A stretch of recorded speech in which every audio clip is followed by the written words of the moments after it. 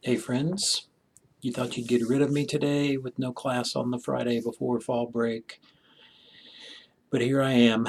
You're welcome. What we're going to do today is I've got a PowerPoint prepared for you about Pentecostalism, and to supplement the PowerPoint, I didn't have access to do sort of the voice overlay on the PowerPoint, so I'll post this video to YouTube and you can have access to it and sort of look along with the PowerPoint. I've got my notes here in front of me as well. Just a couple things I wanted to highlight about the PowerPoint since we're talking about Pentecostalism, and thought it might be helpful to reinforce the PowerPoint with some thoughts that I have about Pentecostalism as well. But I guess we ought to start this way. Repeat after me. I thought I bought a Honda, but I bought a Kia. Did you do it? I'm listening. I thought I bought a Honda, but I bought a Kia. I thought I bought a Honda, but I bought a Kia.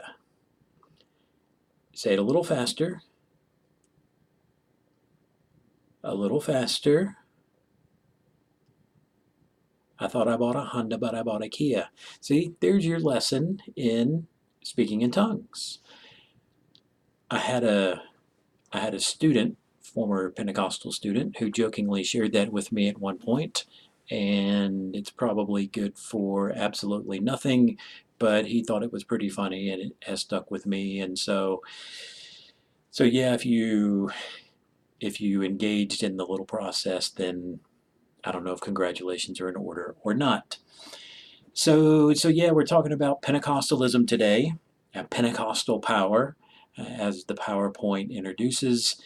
This is really an important part of the story of Global South Christianity, which is why I didn't think I could just leave you with a PowerPoint and send you on your way, because I think this Pentecostal movement is so important for the Global South, for understanding Christianity and the shape of Christianity, and some things that we'll talk about next time in terms of sort of charismatic Catholicism and the development of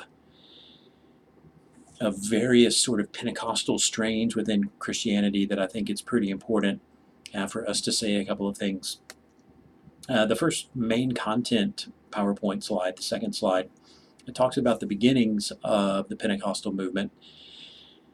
And it's worth noting that there were some Pentecostal movements sort of happening in some other areas of the world, but sort of the main place that we trace the emergence of Pentecostalism is to the United States. There was a guy by the name of Charles Parham, who was the president at a little Bible college in Topeka, Kansas. And he tells the story how one day his students were in a chapel service and the Spirit started moving in some unique ways, and students started speaking in tongues and experiencing those gifts. And next thing you know, the Bible college has closed down for a lack of students. I'm not sure if that's related, but he is traveling around sort of talking about this new Pentecostal experience to a variety of different churches, and a lot of them were holiness churches. Holiness churches came out of the Methodist movement in the 1800s, and so they were very interested in sanctification and living a perfect life and some of those sorts of things. And so some of the Pentecostal message played well to them. He was traveling in Houston, Texas, as the story goes, and he met a black holiness preacher by the name of William Seymour. And Seymour he experiences these gifts, becomes convinced of their importance, and this little pastor from Texas decides he's going to move to California, to Los Angeles, and start a little church and begin sort of anticipating um, a Pentecostal movement. And so his little church happened to be on Azusa Street, and so the revival becomes known as the Azusa Street Revival. That sort of ushers Pentecostalism certainly into mainstream America. The revival lasts about a 3-year window from 1906 to 1908.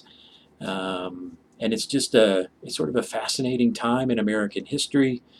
People travel to California from all over the place once word of this begins to spread.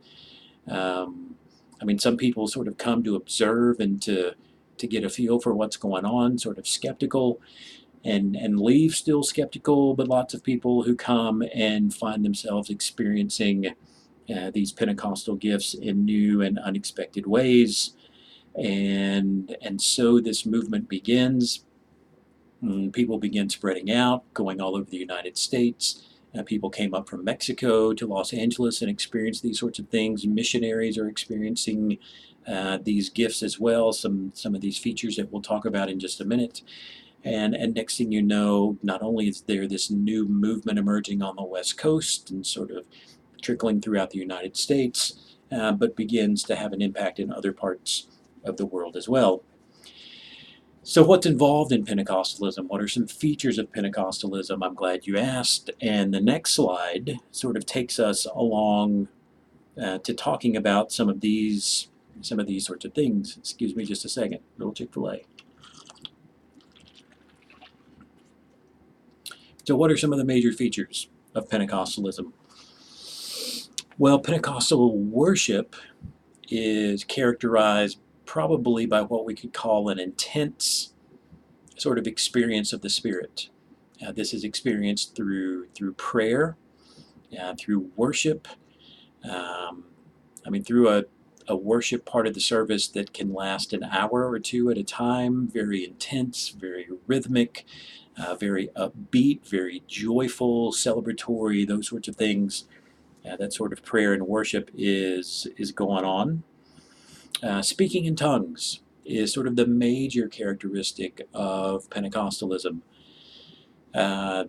Whether Pentecostals begin to talk about sort of a special sort of spirit language or prayer language, so it sort of depends, but some sort of manifestation of the Spirit giving new languages to speak.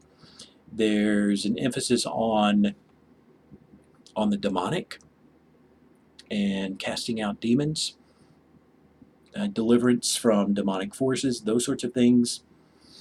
When the Spirit comes upon you in Pentecostalism, oftentimes there's very physical manifestations of the Spirit. There is shaking that goes on, sort of uncontrollable sorts of things when you come under the power and the control of the Spirit. Sometimes this leads to the experience that we would call getting slain in the Spirit. Those of us who are not Pentecostals don't quite know what to do with this when people start running around and bouncing around and falling out on the floor. And from a Pentecostal perspective, this is being so overcome by the Spirit that you sort of fall into this trance-like experience where you're just so overcome by the Spirit. There are gifts of prophecy that are related to Pentecostalism.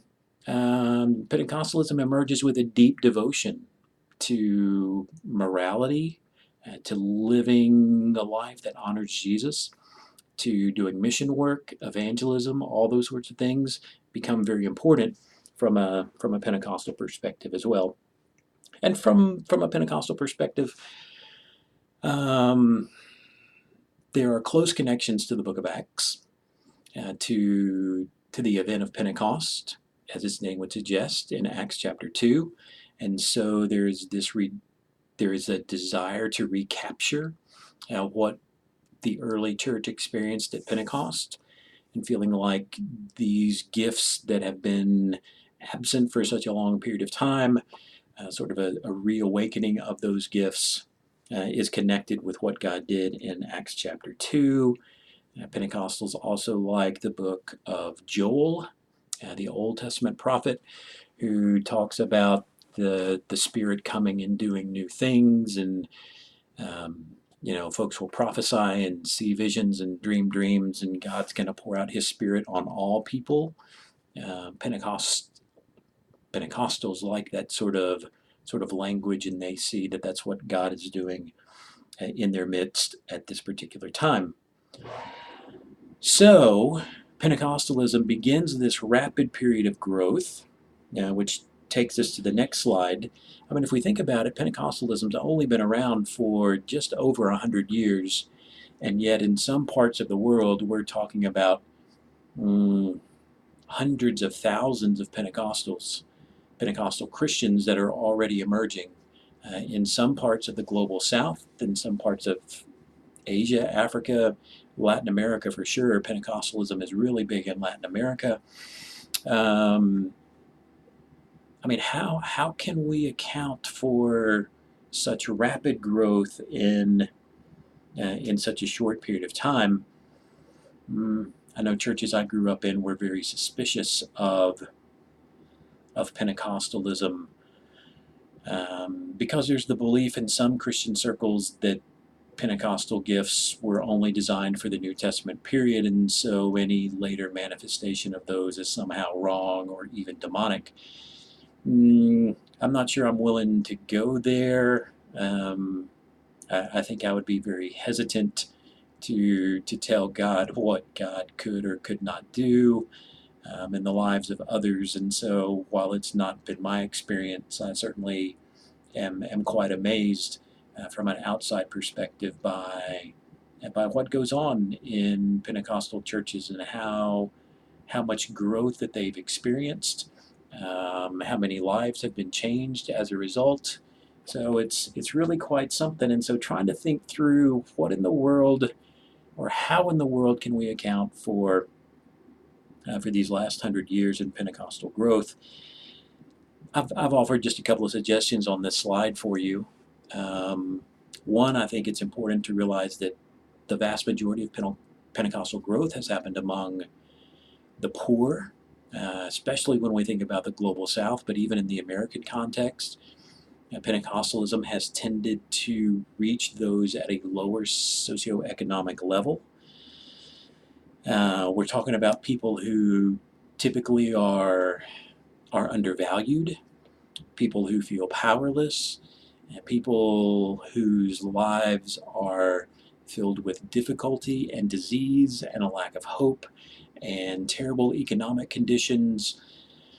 Oftentimes, life is very hard in lots of ways, and Pentecostalism and the message of Pentecostalism, I think, penetrates into those people's lives in a unique way, offering a special kind of power to the powerless, a hope to those who are lacking, a healing to those who need it, whether that's physically or emotionally or in other ways. So I think that's a major sort of thing. A second reason for the growth, I think, is how loosely affiliated Pentecostal churches are. There are lots of denominations where if you want to be a pastor, you've got to receive a certain level of education. You've got to go to seminary. Pentecostal churches typically have not done that. They've not gone that direction. You feel the call to preach, then preach. If you don't have an education, that's okay. Probably the people around you don't have an education either, and so you fit right in, which means that there's not this sense of an educated person coming and preaching to uneducated people. That sort of class difference or distinction is really downplayed in Pentecostalism. As a result, this is easy to reproduce, and so churches just spring up. Oftentimes, there are not strong denominational expectations. Lots of new denominations are formed all the time. There are hundreds of Pentecostal sort of fragmented denominations that have sprung up around the world. What's really important is not following the rules or being able to subscribe to a certain set of beliefs, but it's about manifestation of the power of the Spirit. And if that is seen, then typically those people are starting churches and beginning ministries and doing those sorts of things. I think the message of Pentecostalism, as I alluded to earlier, certainly speaks to the reality of a lot of people, especially in the global South. Pentecostalism And the way the Spirit manifests itself reminds people that God does care about them. The Spirit gives them a new sense of spiritual power, a new sense of vitality, and maybe that they feel like is missing in other parts of their life. Um, I mean, most people in the global south, especially in these poor communities, live with a very real sense of spiritual forces at work in the world, demonic forces at work in the world. There are terrible living conditions. There's a lack of sanitation in many of these places that lead to a proliferation of diseases. And so healing becomes very important and gets manifest in these churches. And it's, I mean, the last thing that I've mentioned is that Pentecostalism presents a view of Jesus that resonates with people. It presents a view of living the Christian life that resonates with people who have not been touched by a great deal of rational thinking, intellectual thought, enlightenment sorts of ideas. Um, where in the West, in the United States, in Europe, Pentecostalism has done some things, but not a great deal. And I think to a great degree, it's because we live in a more rational sort of world, and we've learned to explain away, or we don't know what to do with, demons and faith healers and some of those sorts of things. And in the global South, it's like, oh, we see Jesus healing, so why can't we heal? We see Jesus casting out demons. Demonic activity is very real to us, and so Pentecostalism sort of feeds into that broader worldview that already exists among many people in the global South. And so the message resonates and takes root in a way, and then it offers power and hope and all those sorts of things that I think are very, very significant. It's interesting. There are lots of places that we could talk about the growth of Pentecostalism. Latin America, in particular, has been one of the leading areas where Pentecostal growth has occurred. Um, and we'll probably talk more about this next week. Um, I mean, it's really remarkable whether you work your way down through Central America. Guatemala's got a huge Pentecostal movement happening both within Protestant churches and within Catholic churches. Chile is very influenced by Pentecostalism, but the place probably where Pentecostalism has shown the greatest expansion in South America has been in Argentina. Um, Small groups showing up here and there through the 1950s, 1960s, but it was a difficult time politically.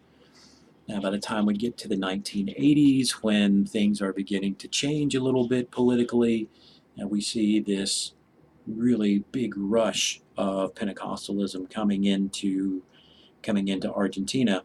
And probably there are several names that we could talk about, but the name that I will mention to you is the name Carlos Anacondia.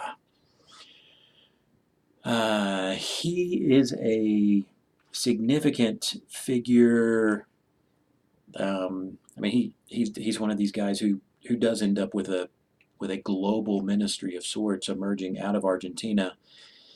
Um, Faith healing ministry, deliverance ministry from demonic activity, noted for evangelistic preaching, for calling lots of different people to conversion, folks from other Protestant traditions, from Catholic traditions, and maybe not calling them to convert, but to experience the new birth that the Spirit offers in lots of ways. And so he's very interesting. The ways that he has had his greatest successes in Argentina. You'll find him doing a lot of praying for poor communities as he travels around. He gathers sort of prayer ministry sorts of things and prays over folks in the midst of preaching messages of salvation. And he's concerned about demonic activity. He focuses on the anointing of the Holy Spirit. Um, And he's one of these sort of spiritual warfare folks, very, very sort of combative, calls out Satan and demonic forces and some of those sorts of things that I think lots of us are not quite sure what to do with when we see that or experience that. But from Anacondia's standpoint, demonic forces are very real and need to be called out and brought under the authority of Jesus and the Spirit. And so he's very involved in doing those sorts of things. I mean, hundreds of thousands have been converted under his ministry, both in Argentina and in other places around the world. And so his ministry, in lots of ways, has been very effective, very sort of very traditional Pentecostal sorts of things. The other example that I offer to you today is in South Korea, where we find the world's largest church. And the world's largest church is a Pentecostal church.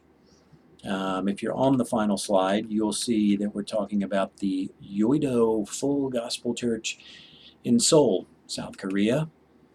The pastor for a long time was a very important person by the name of David Yonggi Cho. I say up until recently because he did lose his position a few years ago when some folks discovered that he and his son were embezzling money from the church. So he's no longer the pastor, but he's pastor emeritus still, according to their website. And I guess they forgave him the $12 million apparently that he embezzled, and everything is now okay. Apparently he got his prison time commuted. Sort of that indiscretion aside, Cho is certainly a recognized leader around the world. He speaks English, he speaks Japanese, he's written books. You can probably find them on Amazon if you're so interested. But he talks a lot about sort of the full life that we're designed to live in Jesus, and sort of lots of holiness, Pentecostal undertones, and that we find in his writings. Cho grew up a Buddhist in Korea. He was healed of tuberculosis when he was like 17 years old. He believed that God had healed him, and so he gives his life to the ministry. He ended up at a Pentecostal seminary, interestingly enough, that was supported by the Assemblies of God denomination in the United States. And he started his church in a little tent outside of Seoul, and people kept coming, and he's moved buildings a couple of times, and now he's got a huge structure that I want to say like the worship area seats like 20,000 people or so, and they fill it up 7 or 8 times on a weekend. And roughly the numbers are somewhere around 700,000 people are connected or affiliated with the church in some way. But Cho is very interesting because he does recognize the value of small groups as sort of the way that discipleship happens, and so he's been very much on the front end of house groups and those sorts of things. That has helped grow the church in Korea significantly. Some of the Pentecostal pieces don't come out quite as much, maybe with Cho, but he is still recognized as a faith healer. So that element is still present in his ministry. The speaking in tongues stuff is still there. But Cho, probably because of the size of his congregation, because of the relative wealth that comes with a church that size, has been very active in social ministry sorts of things, social ministry concerns, programs that feed children, that help take care of elderly seniors who maybe don't have family to take care of them. Lots of different ways in and around Seoul and in other places that the church has been very involved. And I read somewhere, I didn't put this on the PowerPoint, but their church in particular on average has about 700 missionaries at any given time who are serving in other places around the world that they sponsor and send out themselves. So folks who have gone to Japan, folks who have gone into China, some who have the ability, well, I'm not sure about North Korea, but around in other parts of the world, the church has been very active in mission work and evangelism, doing those sorts of things. So it's really quite a remarkable situation. But it was also interesting to look at the church's website, um, and I mean, one of the things that was on there, sort of our beliefs page, and it was talking about their belief in the gospel. But the gospel is sort of multifaceted from their perspective. The gospel includes the message of salvation, the cross, the resurrection. But the gospel also includes things like divine healing, blessing, which is sort of an interesting word within that context. And then it goes on to talk about sort of this threefold blessing that they believe Christians are designed to experience. A blessing of sort of an inward prosperity, the blessing of prosperity in all things, and the blessing of a healthy life. So it's interesting that Cho's church, and he's received some flack from this, sort of has bought into probably more what we would call neo-Pentecostalism, and that's at least what the scholars call it. And it's a more recent movement, especially in the 90s and the 2000s, where we see more of that sort of health and wealth prosperity gospel beginning to make its way into Pentecostal churches, so that what once upon a time was just physical healing from disease is now physical healing plus God wants you to be blessed physically. God wants you to be blessed materially, and if that's not happening, then something must be wrong in your relationship with Jesus. And so, I mean, I think many of us would recognize that's sort of a slippery slope, and obviously maybe not a very biblical theology, although they try to pick and choose Bible verses that support that view.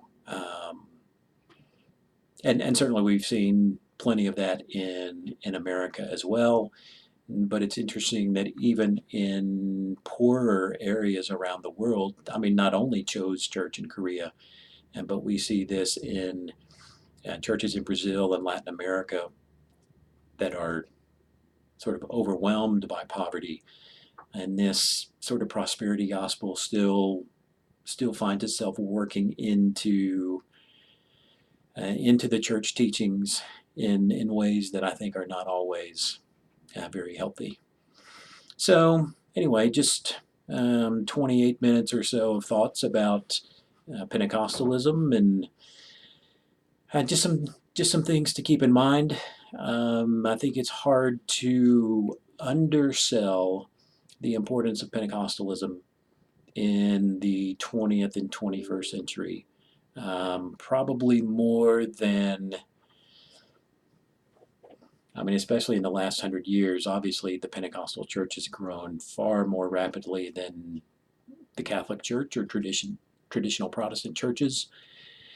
And so, especially for those of you who are interested in missionary work, I think being aware of that is pretty important.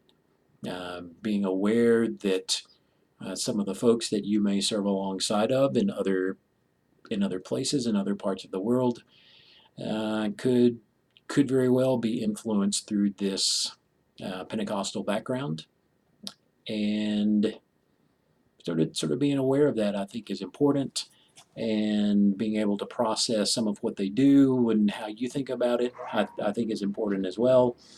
So anyway, yeah, this is all sort of fair game for the exam coming up, and